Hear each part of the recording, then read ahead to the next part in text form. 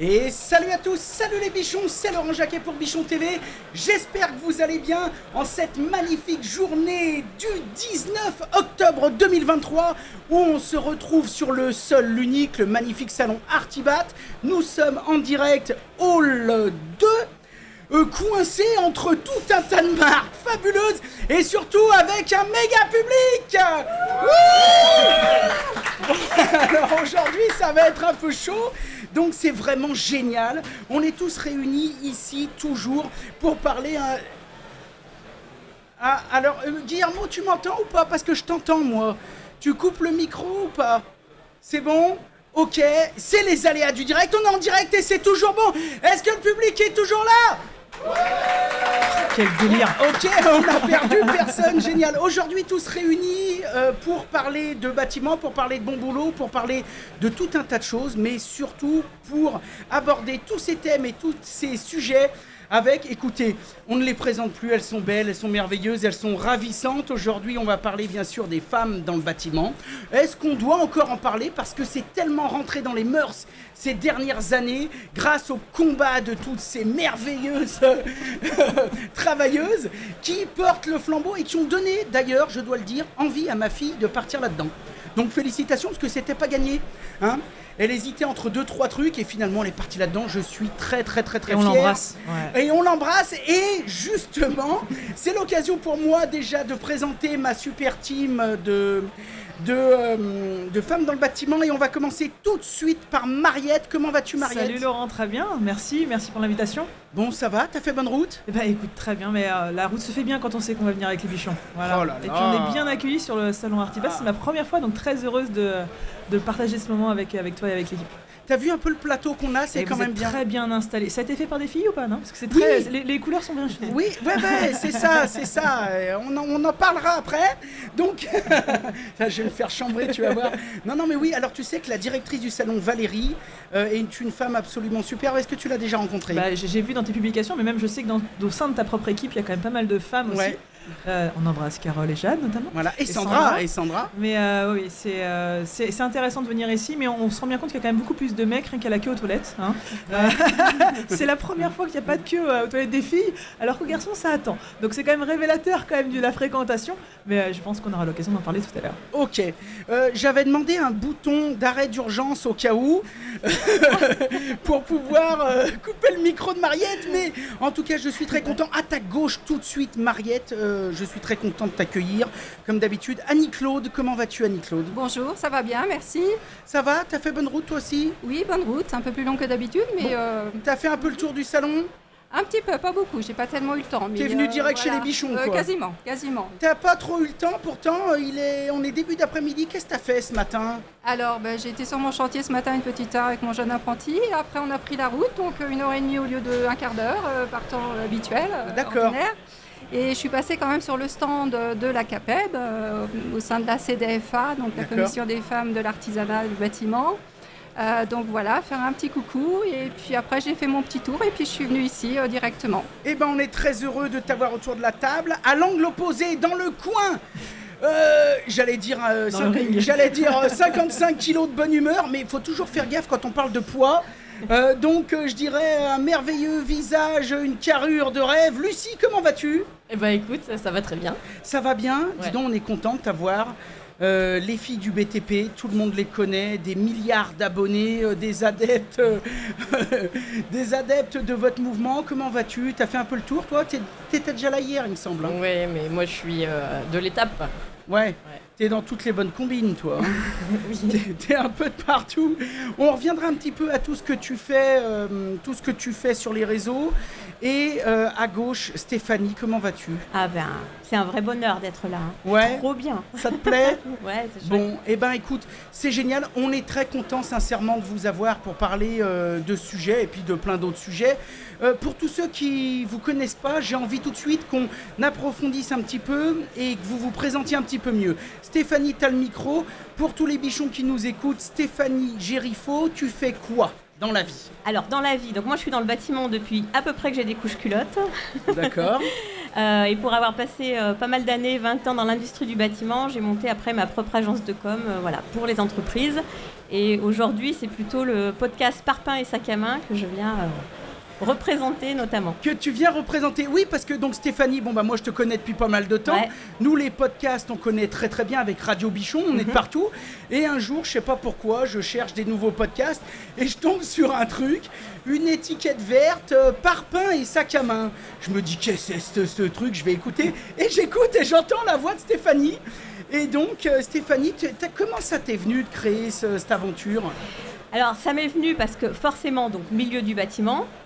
Et puis surtout les femmes, je trouvais que les femmes n'étaient pas toujours forcément mises en avant. Alors c'est logique, parce qu'il n'y a pas non plus, je crois que on représente 13% du milieu du bâtiment et sur les chantiers c'est moins de 2%. En hausse ? En hausse quand même. En hausse.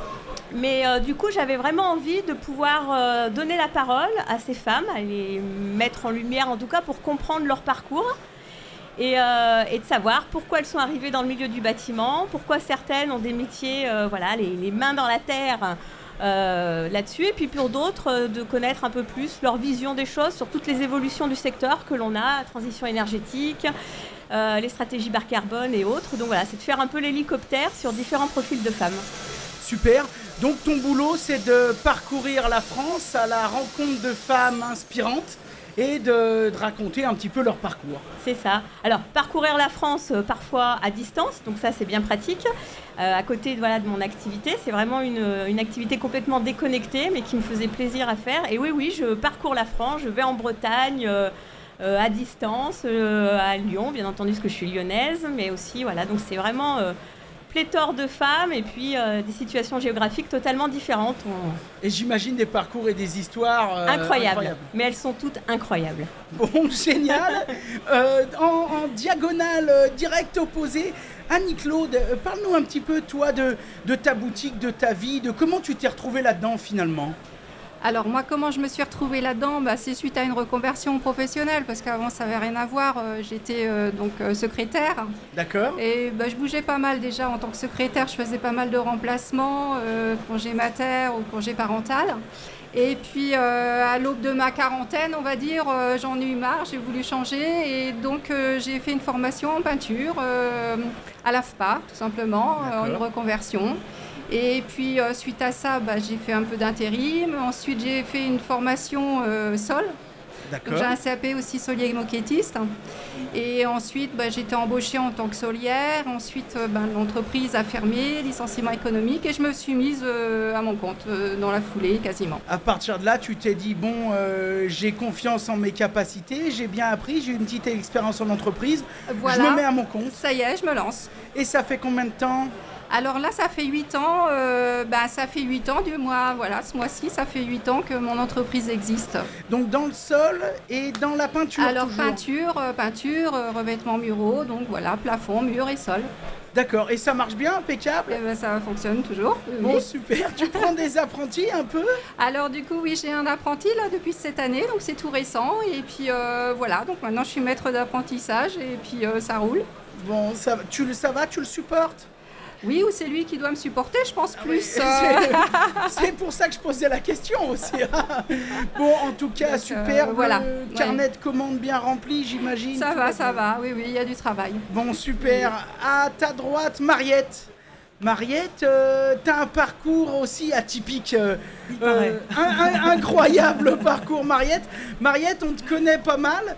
Parce que toi, tu es aussi pas mal sur les réseaux. C'est ça, en fait j'ai commencé, c'est par ce biais-là d'ailleurs qu'on s'est rencontrés. Création de contenu sur les réseaux où je partageais un petit peu les travaux de ma maison. On a fait 7 années de travaux. D'accord. Donc j'ai partagé un petit peu les coulisses de cette rénovation. Et puis pendant ce temps-là, je me suis équipée, j'ai pris goût à la chose. Et puis en parallèle, moi j'étais dans le milieu juridique. Dans l'administratif. D'accord. Ça, c'est un enthousiasmant comme travail. Tous les jours. Et pareil, moi, j'ai eu un petit peu marre de ma situation professionnelle. Et plutôt que de râler, j'ai essayé de trouver une solution pour arranger la situation. Donc, j'ai passé un CAP menuiserie en candidat libre que j'ai obtenu. Donc, j'étais assez contente parce que vu que j'étais fonctionnaire, j'avais pas forcément droit à des aides, à des formations, tout ça. Donc, il a fallu faire les choses par moi-même. Et puis, du coup, en janvier, là, je me suis installée à mon compte en tant que menuisier agenceur. Et donc voilà, je continue de partager tout ça sur les réseaux. Ouais. Mais voilà, mon activité maintenant est un peu plus prétexte à faire des publications qu'à l'époque sur mon siège de bureau. Et donc, pareil, c'est une petite aventure qui démarre. Exactement, oui. Doucement, mais sûrement. Et puis du coup, c'est vrai qu'on est en plein dans le sujet. C'est-à-dire qu'on se retrouve dans des situations un petit peu... cocasse des fois vis-à-vis de notre genre et notre profession. Donc je vous partagerai ça, mais c'est vrai que c'est une aventure qui est assez intéressante. Je regrette pas de l'avoir menée parce que je pense que j'aurais eu des regrets si j'avais été une vieille mamie plus tard de ne pas avoir tenté l'expérience. Donc le bâtiment, c'est assez enthousiasmant et je pense qu'il ne faut pas hésiter à se lancer. Bien, écoute, c'est incroyable. Et donc pareil, angle opposé, Lucie, ton parcours, ta carrière, comment t'en es venue à faire tout ça ? Eh ben écoute, c'est parti d'une passion, en fait, où je rénovais mes propres biens. Ça a duré 10 ans. Quand tu dis tes propres biens, parce que je me permets de le dire, mais bon, toi, t'as la vingtaine. Hein. Ce que je veux dire, c'est que comment ça se passe ? T'as commencé par acheter 2-3 appartements ? Comment ça s'est passé ? Ouais, c'est exactement ça. J'ai acheté mon premier appartement il y a une dizaine d'années. Et puis je me rappelle à l'époque d'ailleurs, j'avais dit à mes parents, non mais vous inquiétez pas, je fais juste un coup de peinture là-dedans. Bon, j'ai tout refait. Donc voilà, je me suis lancée à tout refaire. Et puis en fait, à l'époque, je savais pas, tu vois, quasiment pas toucher une perceuse. Et puis je me suis pris de passion et voilà, je suis complètement autodidacte et maintenant je touche à tous les corps de métier. D'accord. Dans le second œuvre. Donc secondes œuvres et tu t'es mis aussi à ton compte. Exactement, ouais. En électricité, plomberie et en création de salles de bain. Ça te parle un peu clé en main. D'accord. Voilà. Donc tu continues de bricoler chez toi dans tes logements, mais par contre tu bricoles aussi chez les gens du coup. Exactement, ouais. Maintenant du coup je fais mes chantiers pour les clients et puis de temps en temps je rénove. J'ai encore d'autres projets en perso. Ouais. Moi, j'ai quand même envie de vous poser une question qui peut paraître en 2023, parce que ça fait quand même déjà plus de 5 ans que chez les Bichons, on parle de la place des femmes dans le bâtiment. Donc, mais je suis quand même obligé de la poser, qui peut paraître un peu pathos, vous m'en voudrez pas. Mais comment ça se passe dans vos vies, dans votre entourage, quand vous annoncez à tout le monde, je vais partir dans le bâtiment ? Parce que j'ai envie de savoir ça pour toutes les femmes qui nous écoutent, qui hésiteraient peut-être à franchir le pas, qui ont envie, qui ne savent pas trop par où commencer. Comment ça se passe ? Je veux dire, ça se fait bien, ça se fait naturellement, vous avez l'impression qu'il n'y a plus de barrière, c'est fluide, vous vous sentez accompagné, ou c'est quand même un challenge quand même à relever, il faut le dire, j'en sais rien, je sais pas, peut-être que je me trompe et que je suis Non mais je pense que quand tu l'annonces à tes proches ils te connaissent, ils connaissent tes sensibilités. Moi j'aurais dit, je vais me lancer dans un diplôme d'esthétique pour faire de la manucure à domicile. Ils m'auraient fait consulter, tu vois, ils savent bien que c'est pas dans l'état d'esprit. Donc je pense que ça dépend aussi de ta personnalité, de ton amour pour le travail manuel aussi. Je sais pas ce qu'en pensent les filles, mais... Oui, c'est-à-dire que ton entourage savait que tu avais déjà... Ils me voyaient bien faire au quotidien aussi. Donc, le week-end, tu avais déjà les mains dans le boulot, tu aimais bricoler, faire des trucs, quoi. Ouais, à mon anniversaire, j'ai eu une bétonnière, moi. Donc, Oh la vache! Et c'était utile, hein. La remorque, après, on a eu aussi, c'était vachement bien, non, mais m'achetez pas des sacs à main, hein. Ça sert à rien. Et du coup, comment ça s'est passé pour les autres? Annie-Claude? Alors moi c'était moins facile en fait, c'était plus de questionnements, voilà.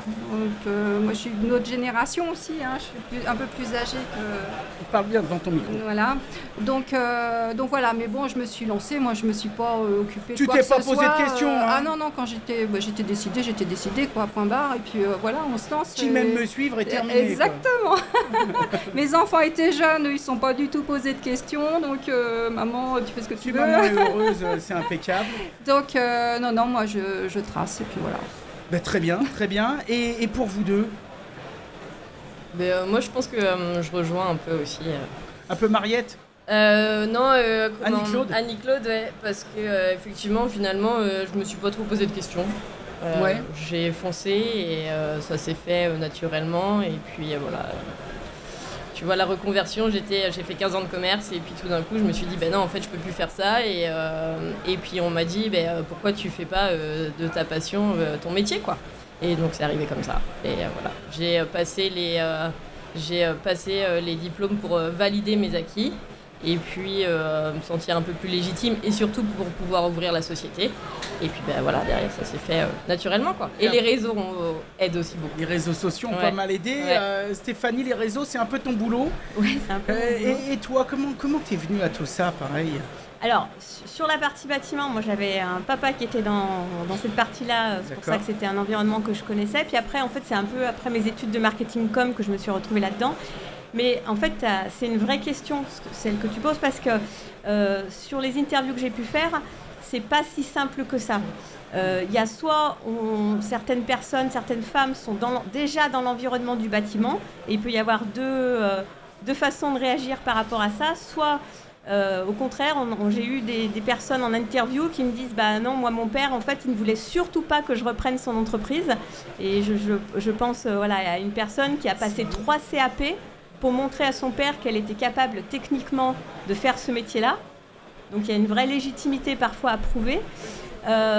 D'autres où elles ont annoncé, il y en a une à laquelle je pense qui était ingénieure, qui sort de l'INSA et qui décide aussi de réfléchir sur d'autres modes de construction et du coup qui reprend complètement à la base les choses et qui part faire de la maçonnerie de rénovation de patrimoine. Et là, sa famille la regarde aussi en lui disant non mais c'est pas possible, enfin il y a d'autres métiers quoi. Donc elle s'est battue pour montrer que c'était quelque chose qu'elle voulait travailler.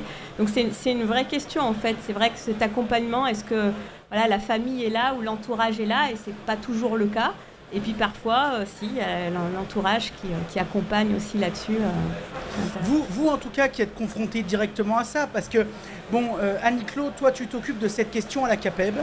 Enfin, j'ai cru comprendre que, en tout cas, et dis-nous-le toi-même, quoi. Tu participes un petit peu à la question des femmes à la CAPEB. Voilà, c'est promouvoir l'activité des femmes dans le bâtiment, en fait. T'as l'impression que ça change, ça va dans le bon sens quand même ? Ah oui, tout à fait, ça a évolué, les mentalités évoluent. Je vois en peinture, on voit de plus en plus de femmes à leur compte.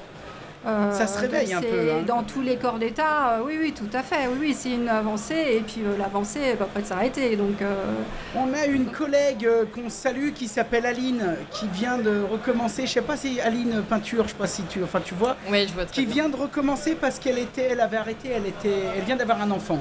Donc là, elle a recommencé. Elle adore son boulot. Elle s'épanouit. Et je discutais la dernière fois avec son ancien patron qui habite vers chez nous. Et qui, donc maintenant, elle a bossé pendant des années chez ce patron et après elle s'est mise à son propre compte avec sa sœur. Et son patron disait, depuis que j'ai eu Aline, tous les salariés que j'ai eu en peinture, j'ai pris que des filles.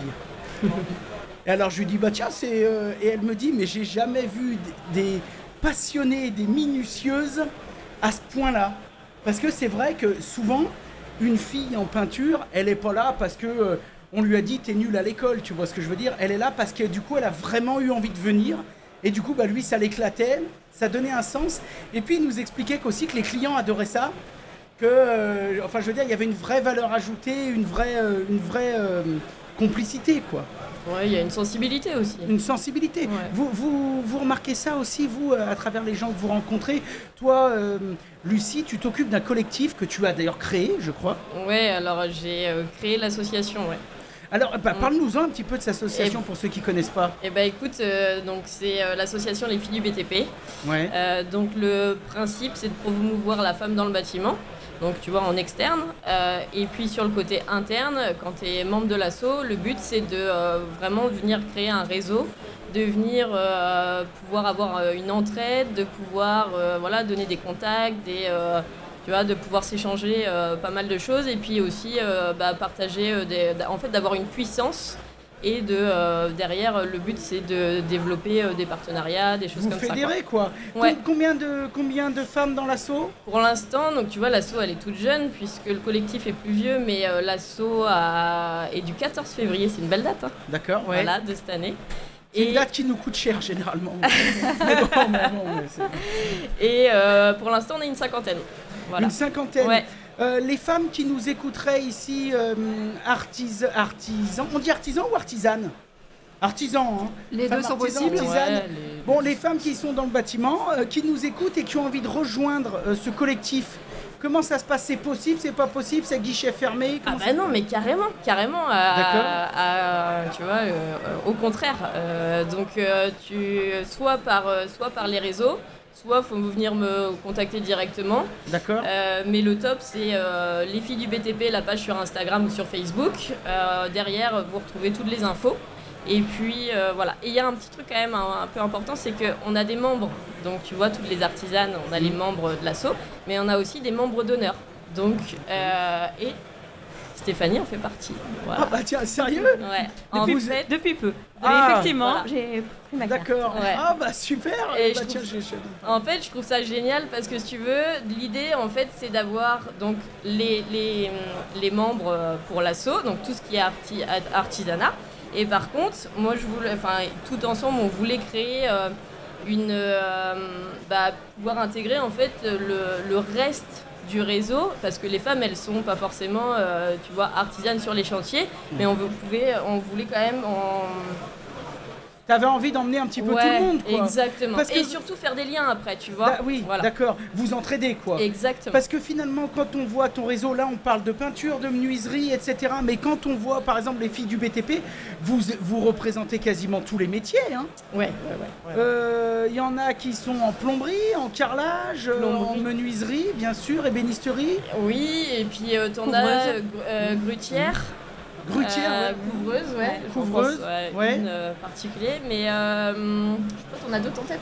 Bon, tous les métiers. Il y a vraiment tous les corps de métier du second œuvre qui sont représentés. Chaudronnerie, c'est dur à dire. Chaudronnerie. Ouais. Punaise, la vache. Truc de fou. Bon bah super. Et donc ce collectif, il se porte bien, quoi. Et bah écoute, carrément. Et puis tu vois, c'est l'occasion de sur des événements comme ça de pouvoir en parler et pouvoir développer l'asso. Et moi, je suis super contente de pouvoir en parler. Ouais. Et bah c'est génial. Stéphanie, pareil. Toi, tu fais des interviews toute la journée, en plus de ton boulot, parce que finalement, toi, ton boulot, tu aides quand même les gens à se digitaliser, à communiquer sur les réseaux, c'est bien ça? Ouais, c'est ça. Alors, effectivement, il y a l'agence de com à côté qui est vraiment dédiée aux petites et moyennes entreprises du bâtiment. Alors, je ne fais pas des interviews toute la journée parce qu'effectivement, j'ai une activité commerciale qui me prend beaucoup de temps. Mais le podcast prend aussi quand même un peu de temps, mais c'est du pur bonheur parce que c'est quand même aussi de pouvoir partir à la rencontre de femmes hyper inspirantes. Et puis voilà, d'apprendre aussi des nouvelles choses. Moi, j'ai appris plein de choses sur le métier plombier chauffagiste. Je sais maintenant des petits détails sur des grutières. Il faut écouter pour savoir comment elles font certaines choses. Voilà, des questions que je me posais. Et puis, donc, c'est intéressant. D'accord. Ah oui, parce que j'imagine... Non, mais parce que là, j'ai des images, là, du coup. Oui, donc je fais du teaser. Ouais, là, j'imagine que oui, il y a tout un tas de questions qu'on se pose auxquelles on ne pense pas. Comment ça se passe? Est-ce que vous avez des anecdotes un petit peu, des choses un peu sympas à nous raconter, pareil, inspirantes, qui peuvent donner un petit peu envie? Je vais vous faire bosser un petit peu, Annie-Claude. T'as des choses un peu à raconter? Balance un peu des dossiers, Annie-Claude. Merde. Comment ça se passe? Souvent, en rendez-vous, on me demande si c'est moi qui fais le chantier. Quand on me voit arriver en rendez-vous en blanc, qu'il faut, j'ai pas trop eu le temps de me changer, puis je suis un peu feignante le soir, une fois j'arrive en blanc, rendez-vous client, bon, c'est peut-être pas trop à faire, mais bon... Du coup, là, il ne se pose pas la question, il voit que c'est moi qui fais le chantier. Quand je suis arrivée en civil, on va dire, sans l'uniforme, on me pose la question, c'est vous qui faites le chantier? Je dis, oui, c'est moi qui fais le chantier, oui. Vous aurez affaire à moi. Et ça se passe bien, tout va bien? Alors, ouais, ça se passe bien. Après, s'ils ne veulent pas de femmes, ils ne vont pas me le dire en face. Ouais. Après, j'ai eu des échos que j'ai pas eu le chantier parce que j'étais une femme. Mais j'ai eu les échos après, et moi... à l'instant T, j'ai rien vu passer. Hein. D'accord. Donc oui, les femmes sont bien acceptées, sauf voilà. Bon ça c'est de partout. C'est comme partout, voilà, exactement. Il y a ceux qui écoutent Bichon TV, puis les autres. Hein.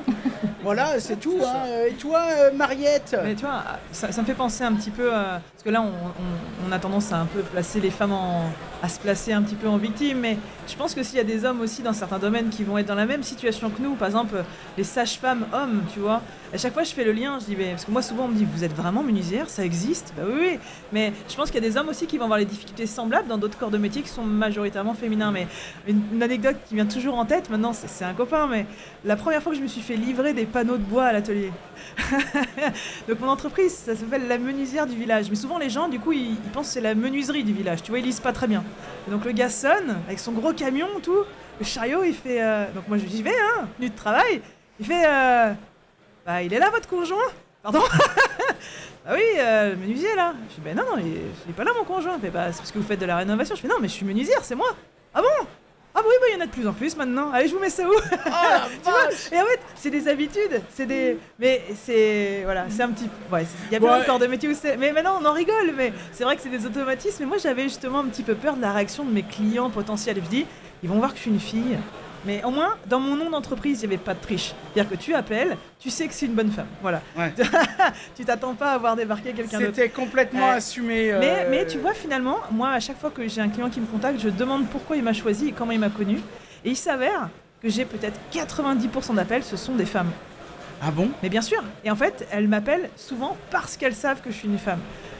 En fait, je pensais que ça allait me desservir. Et au final, c'est devenu un atout commercial, parce que peut-être il y a des femmes qui se sont fait prendre de haut par certains artisans, ou tu sais, qui n'ont pas aimé le relationnel. Alors, je ne conclue pas tous les chantiers, mais c'est souvent, ça arrive souvent à leur terme, c'est souvent des femmes qui m'appellent, et les coups de téléphone des mecs sont très rares, mais quand ils m'appellent, ils appellent en connaissance de cause. Et donc ça, moi j'ai mis noir sur blanc, et je trouve ça génial qu'on me prenne grâce à ça, au contraire. Oh la vache, ça c'est chouette, hein. C'est du coup c'est souvent les femmes qui décident dans les gros achats. Donc, oui, mais tu sais que moi j'ai fait de la salle de bain pendant des années. La personne qui décidait à la fin, c'est rare que c'est. Tu vois ce que je veux dire, quoi. Ça décidait. On a le fric, chérie, ouais, bon alors casse-toi et laisse-moi choisir les carreaux. Mais tu sais, c'est comme l'artisan. mais moi, le nombre de fois où les artisans ils viennent, je fais je vais parler à votre mari. Je fais non, vous pouvez parler à moi, je vais comprendre aussi le langage technique. mais c'est vrai que ça rassure aussi, je pense, pas mal de femmes clientes d'avoir face à elles des interlocutrices féminines.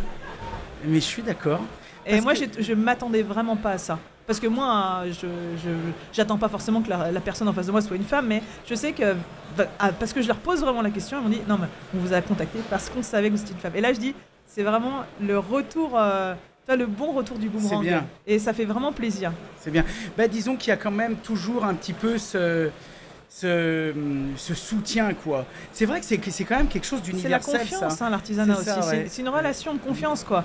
C'est comme quand tu vas voir un médecin où tu te sens pas à l'aise avec lui, t'as pas envie de te confier ton projet ou tes problèmes à lui.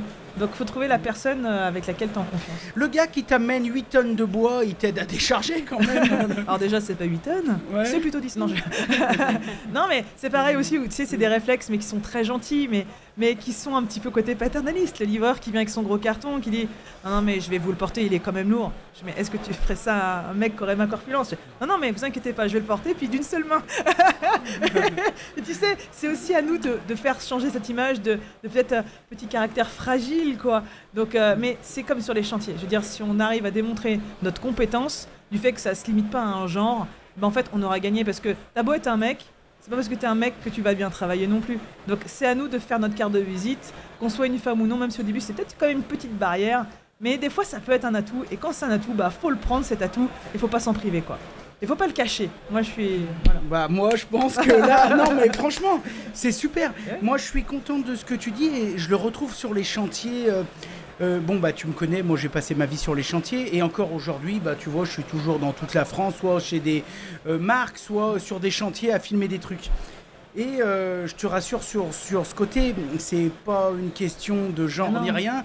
Tous les jours, je rencontre des artisans qui, soi-disant, ont 15 ans d'expérience, 20 ans d'expérience. Quand tu regardes un peu leur boulot, il y en a pas mal où tu te dis, tu devrais pas être artisan, quoi. Le mec, il est là pour prendre son chèque, c'est ce qu'il fait, c'est ni fait ni à faire. Donc, là, par rapport à ça, je suis d'accord. Et par rapport au reste, je trouve ta démarche assez intéressante quand même. Et en tout cas, ce témoignage intéressant parce qu'en plus, toi, tu es dans un petit village. Ah ouais, c'est peut-être plus facile aussi en ville. Ouais, mais moi, je suis dans la campagne. Ouais. C'est pour ça que je me suis dit la menuisière du village. Tu vois, c'est noir sur carte. C'est du local. Ouais. C'est sans prétention. Tu sais que tu m'appelles. Voilà. J'ai des biceps, mais moins poilus. Non, mais ce que je veux dire, c'est que on discute souvent avec des filles dans le bâtiment qui sont en ville ou dans des grandes villes. Donc, si tu veux, c'est vrai, c'est un peu noyé dans la masse, il y a un petit peu... Mais c'est peut-être une difficulté supérieure, peut-être, d'être dans un tout petit village, j'en sais rien. Je sais pas. Toi, comment ça se passe vers chez toi, là-bas ? Moi, je suis en campagne aussi. Toi aussi, t'es en campagne ? Et ça se passe bien ? C'est quand même du local, tout ? Oui. Après, moi, j'ai beaucoup de... C'est que du réseautage, des connaissances, etc. Tu vois, ils me disent, ben voilà... c'est du bouche à oreille, ouais, c'est du bouche à oreille, exactement. Ouais. Et moi, je pense que c'est aussi plutôt une posture, tu vois, la part de... en fait, ta propre posture. C'est-à-dire que si tu as confiance en toi, que tu sais que tu fais du bon boulot, que voilà, tu es droite dans tes bottes, et ben il n'y a aucune raison que le mec il te fasse pas confiance, quoi. Ou la femme. Oui, ou la femme. Ouais, ou la femme, oui, tout à fait. Moi, je pense que la question se pose pour ainsi dire plus. Hein. Non. Nous, on est en train de rénover, enfin de finir des studios. 90% des peintures qu'on a eu à faire, on en a fait pas mal nous-mêmes parce qu'on a filmé 2-3 trucs. 90%, c'est Aline qui nous l'a fait. Elle est venue, elle était toute contente, on était contents, elle nous a fait du super boulot. Quand on a fini la maison chez nous, on a peint l'étage, on a fait venir Aline. Elle a bossé super bien. Pour moi, c'est carrément rentré dans les mœurs. Hein. Vous avez un peu envie peut-être de prendre des apprentis, des jeunes. Comment ça se passe ? Vous y avez pensé ? Vous avez des demandes d'abord ? Alors oui, on a des demandes régulièrement. Fin d'année scolaire et tout début d'année scolaire aussi. Et du coup, moi j'ai sauté le pas et puis voilà, j'ai pris un jeune apprenti ce mois-ci, là en début de mois. Voilà, on commence l'aventure. Bon super, et toi t'as un peu des demandes ? Moi j'ai encore une demande d'hier, Léa, que j'embrasse à distance, à laquelle j'ai dû décliner la demande. J'ai beaucoup de demandes, mais c'est pareil. Tout à l'heure, c'était Lucie qui parlait un peu du fait de passer des diplômes pour se sentir plus légitime.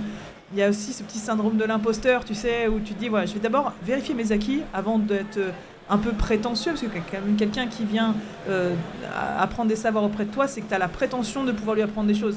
Donc moi pour l'instant je refuse parce que je suis en début d'activité, j'ai un petit local, j'ai quand même une grosse partie de mon activité qui se déroule derrière un ordinateur ou sur des rendez-vous, donc peut-être à l'avenir, je dis pas non, mais pour l'instant c'est pas forcément. Mais c'est vrai que j'ai eu beaucoup de demandes, tu vois, là encore. J'ai peut-être eu, je sais pas, 7 ou 8 demandes de stage depuis mon début d'activité. J'ai eu au moins 2 ou 3 demandes qui venaient de femmes ou de jeunes filles, quoi. Oui. Donc en fait c'est bien de voir aussi que dans la formation, il y a des filles qui ont pris cette voie. Et ça veut dire que demain, il y aura des chefs d'entreprise ou des employés qui seront aussi des femmes. Et c'est chouette qu'elles franchissent le pas, même si toi, les CFA n'étaient peut-être pas forcément tous adaptés avec les vestiaires, les choses comme ça à une époque. Ouais. Donc ça fait vraiment plaisir à voir aussi. Comme ça change carrément aussi. Hein. Enfin, je ne sais pas si vous voyez pour le terrain. Moi, je parle par exemple pour ma fille, qui est, comme je vous disais, qui est partie là-dedans. Et autant il y a quelques années, ils me l'ont dit, clairement, ils m'ont dit, elle arrive au bon moment, parce que c'est vrai que si elle est arrivée 3-4 ans avant, ça allait être chaud. Mais on voit par contre qu'ils n'ont pas fait de demi-mesure. Hein. Donc c'est-à-dire qu'ils sont partis dedans à fond et ils sont bien conscients que maintenant... Moi j'ai passé mon CAP, on était moitié... il y avait au moins 4 filles sur 12, je crois. On était presque la moitié des filles. Ah oui, dis donc, mais c'est génial, hein, ouf ça. En menuiserie fabricant de meubles. Et ça c'était donc... mais un CAP, donc là en reconversion alors ? Alors moi je l'ai fait en candidat libre, mais les filles avaient fait le processus de formation dans un CFA, etc. Donc c'est chouette de voir qu'à Zos, en fait, il n'y a pas de barrière et ça voilà, c'est les petites graines qui demain vont faire des magnifiques arbres. Mais en fait, pour qu'il y ait des artisans, il faut d'abord qu'il y ait des gens qui soient formés. Ouais. Et donc, pour qu'il y ait des gens qui soient formés, il faut des gens qui aient envie de le faire. Et c'est vrai que sur les réseaux, quand il y a des exemples de femmes qui partagent leurs expériences, qu'elles soient bonnes ou mauvaises, ça donne des idées. Et toi, ta fille qui choisit cette voie-là, ça l'empêchera pas, si elle en a marre, à un moment donné, de changer. Mais le discours aussi, c'est de se dire, c'est pas parce que tu as 40-50 ans que tu es dans un domaine que tu n'as pas le droit aussi de changer, de faire de l'artisanat d'art. Il y a des métiers qui sont quand même super.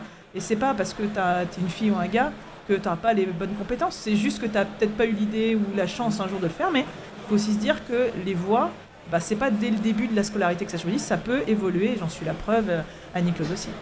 Mais on a fait une émission hier donc avec les BTP CFA, on avait Axel de chez Les Compagnons, etc. Donc on a parlé vachement formation et on a parlé beaucoup aussi avec des entrepreneurs, des artisans, et ils nous disaient que maintenant les 3/4 de leurs salariés dont ils étaient très satisfaits, je parle bien de ça parce qu'après il peut y avoir du turnover, tout un tas de choses, mais les 3/4 de leurs salariés c'était des gens en reconversion.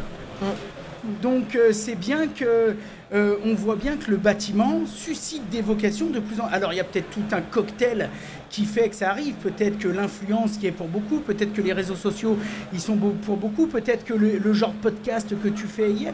Mais en tout cas, homme ou femme, la reconversion, on voit bien qu'elle est complètement présente de partout. Et ça, je trouve ça quand même intéressant, puisque on a eu pas plus tard qu'hier un banquier qui est venu nous voir. Dis donc, le mec, il était directeur d'agence. C'est quand même des mecs, enfin j'en sais rien, moi le mec, il a été banquier pendant 20 ans, il se fait 5000 balles par mois, il a sa bagnole de fonction, son MacBook, son machin, et du jour au lendemain, il dit, moi, cette vie de merde, je peux plus y voir le cul assis à faire des tableaux Excel, et le gars, tu le recroises, tu dis, bah t'as fait quoi? Bah je suis plombier chauffagiste, putain, je gagne 3 fois moins, mais je m'éclate tous les... Donc c'est quand même incroyable de voir ce genre de reconversion, et ça, je trouve ça quand même fabuleux. Ouais. Et le Covid a aidé, je pense, à accélérer ça. Toi, tu penses que comment ça se passe d'ailleurs, par exemple, dans ton collectif? Tu me dis que vous êtes à peu près une 50aine. Oui. Y a quoi en proportion? Je veux dire, tu as quand même beaucoup de reconversions, ou comment ça se passe? Ouais, non, j'ai beaucoup de reconversions. On a des apprentis.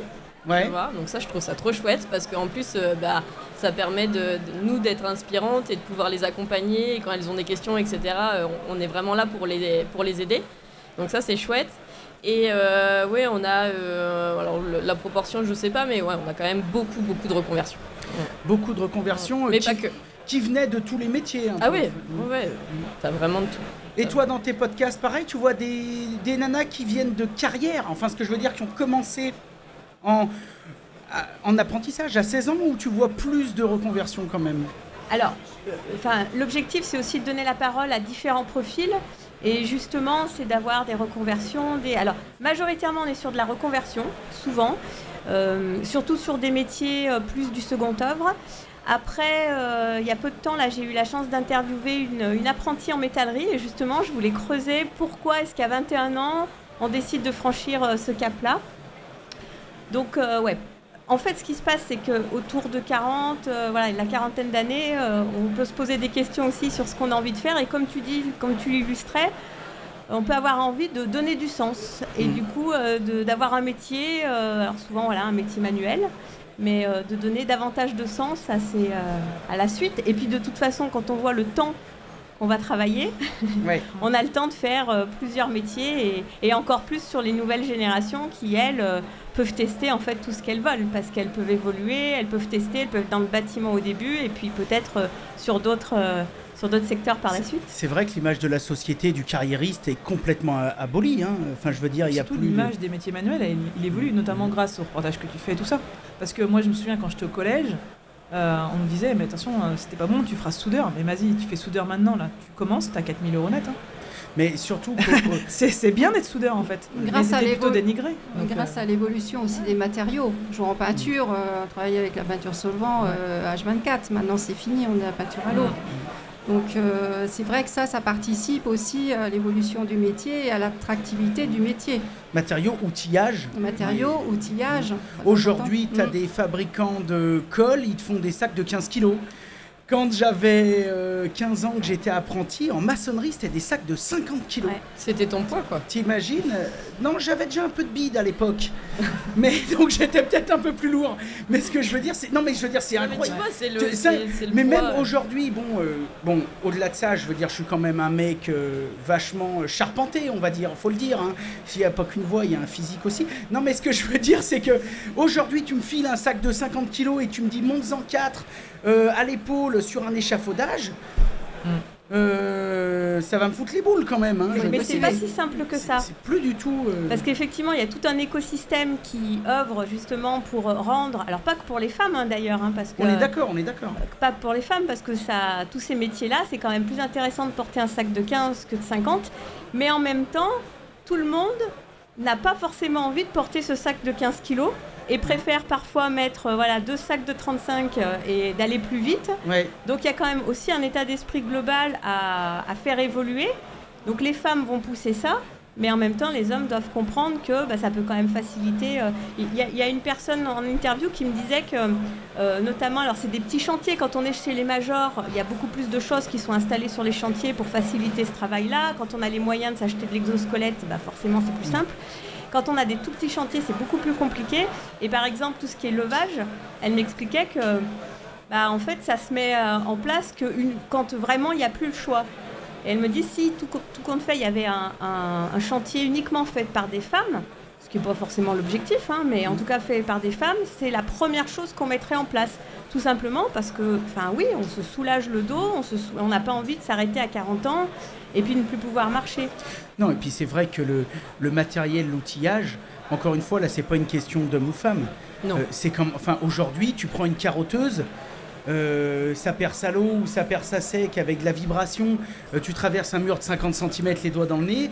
Moi quand j'ai commencé c'était broche-massette dans un sous-bassement en galets sur un mur en ferme qui a 400 ans, tu passais 3 jours et demi, tu finissais, tu avais les mains ensemble, quoi, je veux dire. Et le patron il disait manie-toi le cul parce que... Non mais c'est vrai, je veux dire ça quand même. Les fabricants ont vraiment fait en plus. évoluer. Ouais, c'était... Ah bah oui, Attends, je te dise pas de conneries. Non mais il y a ça aussi, parce que... Mon apprentissage, je crois que c'était 800 francs par mois. Parce que trouver un métier, c'est une chose, mais il faut pouvoir aussi en vivre et être valorisé dans la société. Quand tu fais quelque chose que tu aimes, que tu peux gagner ta vie, que ce soit en tant qu'employé ou chef d'entreprise, entendons-nous bien, et que en plus tu es reconnu pour ça, parce que quand il y a eu le Covid, que tu as vu une fuite dans ta tuyauterie, quoi que ce soit, tu étais content que le plombier soit considéré comme un métier essentiel, quoi. Tu vois, donc il y avait une reconnaissance aussi. Et donc quand tu as tous ces volets-là, en fait, ça vaut le coup. Mais si tu es payé au lance-pierre, que le métier il est pas reconnu dans la société, et qu'en plus les conditions de travail, elles évoluent pas et que c'est toujours archaïque, ça invite pas à passer le cap, quoi. On est bien d'accord. De toute façon, on se reconvertit, on choisit ces métiers-là, c'est pour être motivé, c'est pour... pour moi, c'est pour casser la routine. J'aime pas trop la routine. Et puis, ce ne sont pas des métiers routiniers. Ce sont des métiers très enrichissants au niveau relationnel, au niveau technique, au niveau organisationnel. Vraiment, il faut tout gérer. Et c'est top, quoi. C'est vrai que de toute façon, ça change tous les jours. Moi, j'ai fait ça pendant... toute ma vie, t'as pas 2 journées qui se ressemblent. Un jour, t'arrives dans une villa neuve, le lendemain, t'es chez une mamie, tu changes un chauffe-eau. Non, mais c'est vrai, c'est quand même quelque chose de fabuleux. Et puis, quand on est aussi artisan, il y a aussi le côté multicasquette. Parce que ça aussi, souvent, les gens l'oublient. Oui, on fait un travail manuel, ou pas d'ailleurs, puisqu'on a aussi beaucoup de gens qui sont dans les plans, dans le BIM, on en parlait tout à l'heure, etc. Mais toujours est-il que quand tu es artisan, de toute façon, tu es livré un peu à toi-même. Donc, tu mets ta casquette le matin de comptable pour tout envoyer avant d'aller au boulot. Tu fais des devis, tu es acheteur. C'est 5-6 métiers en un. Nous, on adore bosser avec des artisans ou des anciens artisans parce que, par rapport à certains corps de métier, on n'est jamais embêté. Parce que c'est des gens qui ont tellement eu l'habitude dans leur vie de s'adapter à tout. Un artisan, il s'adapte à tout, que quand tu lui donnes n'importe quel autre rôle, c'est les vacances pour lui. Je sais pas si vous ressentez ça. Là, c'est sûr, faut être polyvalent. Comme on dit souvent, les femmes peuvent faire plusieurs choses en même temps. Bon, les gars aussi. Ça va casser là. Mais non, c'est vrai aussi, il ne faut pas leur retirer ça. Il y a des artisans qui se débrouillent très très bien. Mais tu vois, la discussion qu'on a, ça me fait penser aussi, on a parlé du volet un petit peu les collègues, on a parlé des clients, mais il y a aussi le volet fournisseur. Et c'est vrai que les fournisseurs, ils n'ont pas encore tous l'habitude. Et d'ailleurs, on le voit, souvent les commerciaux, c'est des commerciaux, pas des commerciales avec un... Et pourtant, là, il y aurait des places à prendre. Mais oui. De quoi? Mais commercial dans le bâtiment, je pense que ça marcherait. Oui, moi j'en étais une, mais... Mais c'est vrai que tu vois, c'est de l'autre côté. Les fournisseurs, quand ils t'appellent, ils savent pas trop comment, est-ce qu'ils peuvent te parler un peu technique, est-ce que tu vois, c'est bizarre. Vous êtes quelques années, ils commencent à te connaître, donc ça va. Surtout toi qui as commencé il y a plus longtemps, maintenant ils commencent un petit peu à avoir l'habitude, mais tu as dû en voir de belles avec les fournisseurs qui te prenaient pour juste la secrétaire de son patron. Quand on ne connaît pas, c'est sûr que faut que j'explique. Alors qu'un homme qui vient, on va pas partir du principe que c'est le sous-fifre, tu vois. On va dire, c'est le bonhomme qui fait les chantiers. Putain, c'est dingue. Mais c'est sûr. Au niveau, tu vois, regarde, là on est sur un salon, et c'est vrai que moi ça fait des années que je fais des salons, et à chaque fois, c'est vrai que c'est assez compliqué. Même il y a encore, tu vois, l'année dernière, je suis tombée sur un commercial, mais il m'a gonflé. Ah ouais? Ah mais oui, il m'a gonflé parce qu'il était là, oui, et en fait, il me sortait toutes les définitions de tout. Et au bout d'un moment, putain...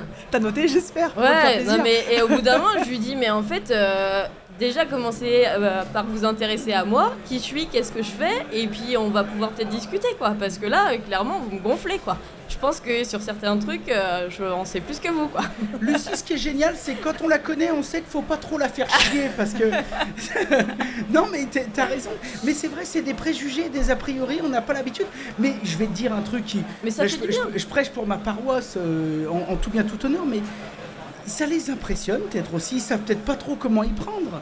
C'est vrai, quand tu es dans le bâtiment ou quoi que ce soit, t'as pas la même relation peut-être quand tu discutes avec des collègues de chantier ou... Je sais pas. Moi, je pense que c'est un peu comme...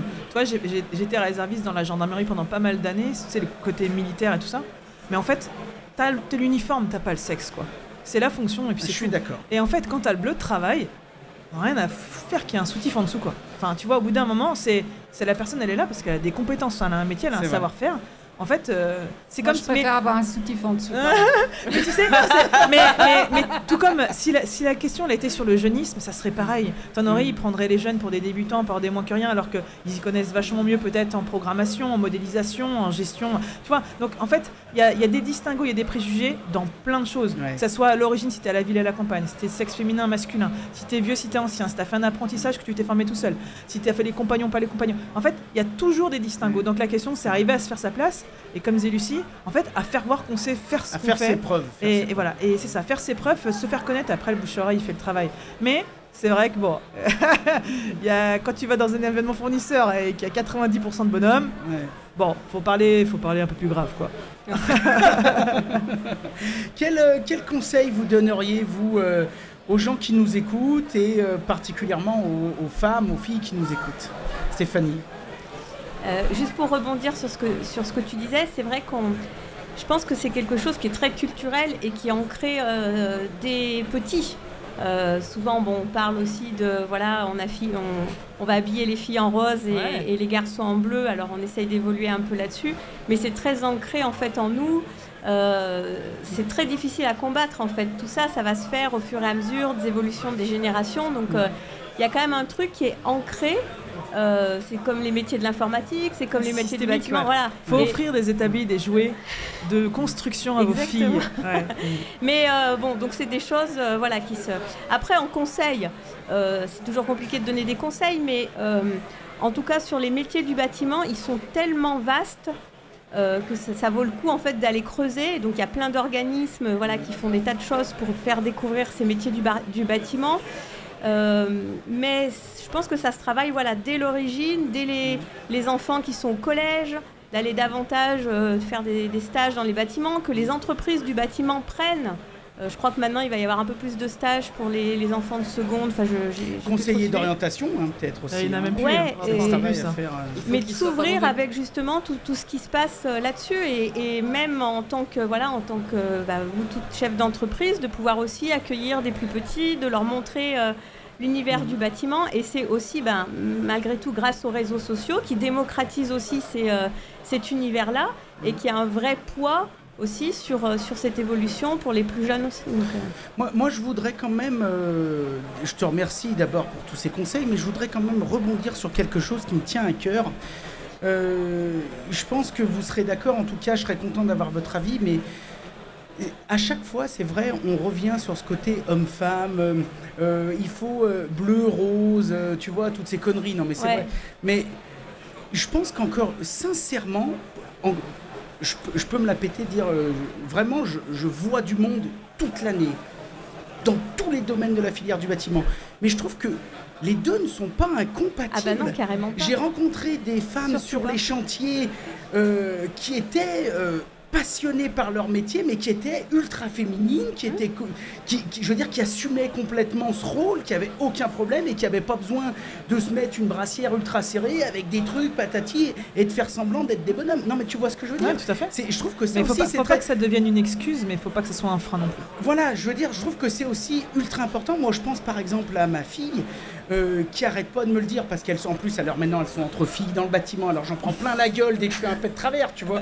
Mais elle arrête pas de me dire, mais les deux sont pas incompatibles. Non, on peut être maintenant, comme Annie-Claude le disait, tout a changé. Tu vas chez tous les fabricants de vêtements. T'as tous les fringues hommes et t'as tous les fringues femmes qui vous fait une super silhouette de rêve, ça gâche rien à tout le pataquès. Il y en a même qui jouent là-dessus. Hein, tu sais que Cindy Plumes, elle a mis son camion rose à l'intérieur, je crois. Oui. Mais oui, parce que pourquoi pas en rigoler aussi. Mais bien sûr. Je pense qu'il faut une parité en fait. Mais on est bien d'accord. Et moi, ce que je dis, tu vois, au niveau de la sauce, c'est que je dis oui, ok, on défend en gros le droit des femmes. Enfin, tu vois, le faire valoir et la promotion de la femme dans le bâtiment, mais pour autant, moi je dis toujours, je suis pas féministe, tu vois. C'est-à-dire que je veux pas partir dans des extrêmes et surtout, l'idée c'est voilà, juste d'avoir une visibilité, de prendre conscience qu'on peut bosser ensemble, mais il faut des hommes et il faut des femmes dans le bâtiment, et pour moi il faut juste une parité et pas que des nanas dans le bâtiment, quoi. On est bien d'accord. Voilà. Lucie, un conseil, Lucie. Un conseil pour toutes ces dames qui nous regardent. Comment ça, un conseil? Demain, une jeune fille vient te voir et elle te dit: qu'est-ce que tu me conseilles par rapport à ta vie, ton parcours, ce que tu as vécu? Eh ben, moi j'ai envie de dire, crois en toi, ose, et surtout faut y aller en fait. C'est-à-dire que ce que t'as, si déjà tu te poses la question, c'est que tu as déjà la réponse en toi, tu vois. Et qu'en fait, il faut oser. Au pire des cas, tu te casses la figure. Mais c'est pas grave. On s'est tous cassé la figure, tu vois. Et pareil, avant de savoir courir, tu sais marcher. Et quand tu marches, tu te casses la figure. Quand tu cours, tu casses la figure. Et pour autant, on est toujours là et on va très bien, tu vois. Et ben en fait, je pense que dans un parcours professionnel peu importe lequel, il faut oser. Au pire, c'est ça, tu te casses la gueule. Mais tu rebondis, t'apprends des choses et tu continues et t'avances et puis ben voilà, après tu fais ce que t'aimes et c'est trop cool, quoi. Et tu kiffes la life. Ah mais moi je kiffe carrément, ouais, carrément. Et surtout faut pas hésiter, j'ai pas mal de femmes, tu vois, qui viennent me voir aujourd'hui sur les réseaux et qui m'envoient des messages en mode bah j'osais pas venir t'écrire, etc., machin, mais en fait t'es inspirante, donc déjà ça fait grave plaisir parce que je m'y attendais pas. Mais c'est surtout que je dis mais t'as carrément bien fait, quoi. Et surtout si je peux t'aider, si t'as des enfin voilà, et si moi j'ai pas les conseils, et ben je vais aller chercher les solutions ou je vais te donner telle personne, etc. Ouais, c'est ça, exactement, ouais. Mais surtout, en fait, il faut juste au départ commencer, tu vois. Faut faire un premier pas pour pouvoir courir derrière. Voilà. Eh ben merci. Dis donc, elle a mis la barre haute pour les conseils. Annie-Claude, est-ce que tu aurais quelque chose, une bouteille à la mer Oui, quand on a envie, on a cette petite idée au fond de soi, voilà, on peut faire des stages en entreprise, des immersions professionnelles, ça commence par là. Et là, on voit concrètement, même sur 3, 4, 5, une semaine, voilà, on voit si ça nous convient ou pas, parce que c'est du concret. Oui. Voilà.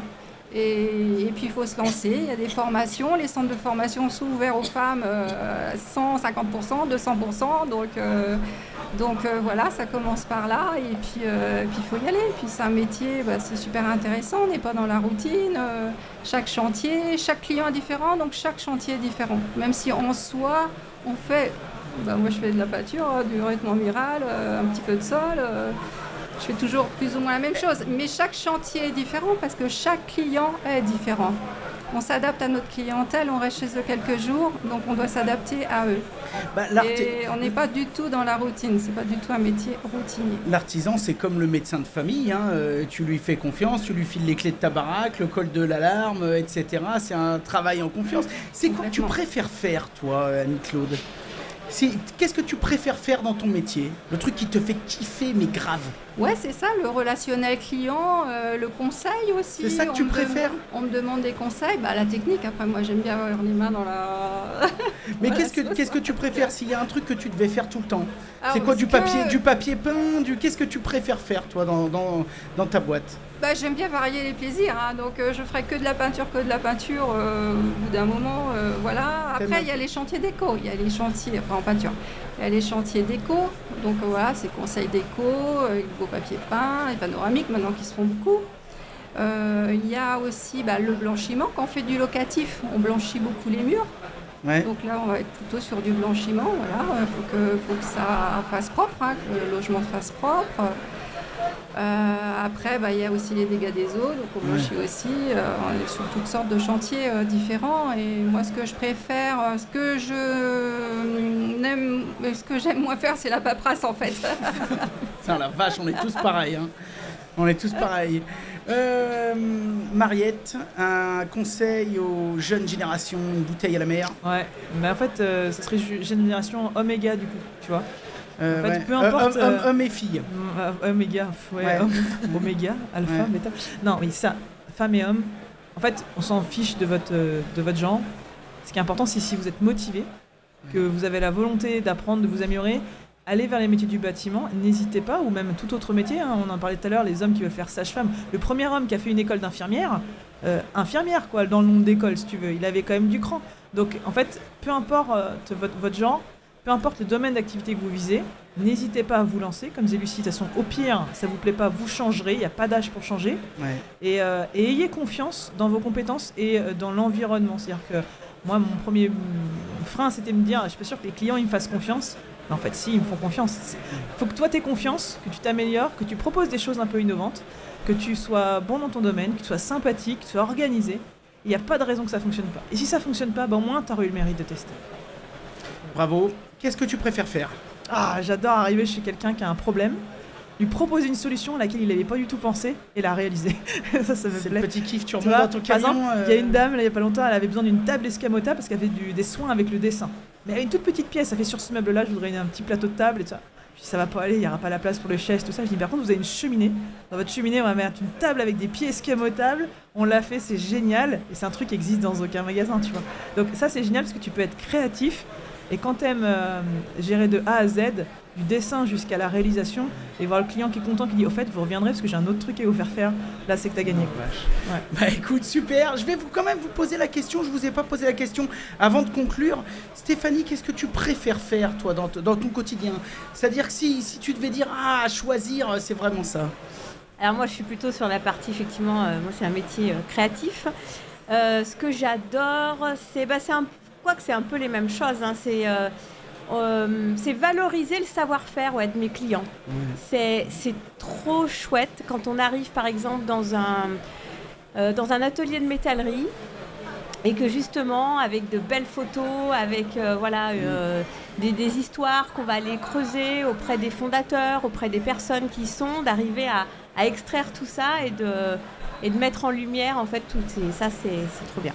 Ça, c'est ton petit kiff. Voilà. Et pour le podcast, c'est toujours de croiser toutes ces femmes, moi, qui me passionnent. Donc, longue vie à parpaing et sac à main. Merci. C'est ça. Ouais. Lucie, le truc que tu préfères faire ? La création, l'agencement de la pièce, tu vois. Ouais. C'est-à-dire que trouver les besoins, chercher les besoins du client et trouver les solutions techniques derrière en disant on va pouvoir faire ci, ça, tu vois, j'ai un 3D dans la tête et pouvoir le conceptualiser et ensuite c'est quand même le réaliser et quand le client à la fin il te dit mais c'est trop bien mais c'est génial. T'oublies tout, hein. T'oublies tout. Hein. Ah mais carrément. Moi carrément. Je faisais des plans 3D donc déjà tu dessines quelque chose. Il y a quelque chose qui sort de ton esprit. Tu pars d'une pièce vide et puis tu fais un crowbar et ce crowbar te l'amène, il plaît, tu le vends et puis il le signe et donc tu commences à bosser, t'en chies, il y a des jours où ça va bien, il y a des jours où tu dis putain fais chier, j'aurais mieux fait d'aller à la pêche machin et puis un coup t'arrives, en plus moi j'avais des tocs un peu sur les chantiers, tu sais t'arrives, il y a un joint de carrelage qui est pas bien, moi je pétais le carrelage, alors le client dit mais enfin bref tu finis le chantier. Et quand tu le finis, le client est content.